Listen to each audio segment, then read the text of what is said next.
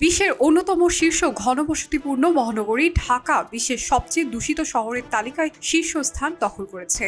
Switzerland ভিত্তিক বায়ুমান পর্যবেক্ষণকারী সংস্থা IQAR এর তথ্য অনুসারে আজ সকাল 9টায় রাজধানীর বাতাসের স্কোর 239, অর্থাৎ ঢাকার বায়ুমান খুবই অস্বাস্থ্যকর ক্যাটাগরিতে অবস্থান করছে।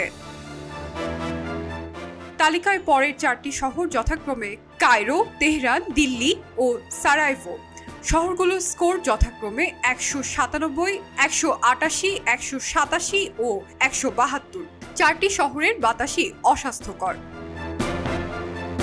বৈশ্বিক মানদণ্ড অনুযায়ী বায়ুমান সূচক 50-এর নিচে থাকলে বিশুদ্ধ বাতাস ধরা হয়। 51 থেকে 100 হলে তা সহনীয়, 101 থেকে 150-এর মধ্যে হলে সতর্কতামূলক বা সংবেদনশীল মানুষের অর্থাৎ শিশু এবং বয়স্ক ব্যক্তির জন্য অস্বাস্থ্যকর, 151 থেকে 200 হলে সবার জন্য অস্বাস্থ্যকর এবং সূচক 201 থেকে 300 হলে বাতাসকে খুবই অস্বাস্থ্যকর বলা হয়, আর সূচক 300 ছাড়ালে সেই বাতাস দুর্যোগপূর্ণ।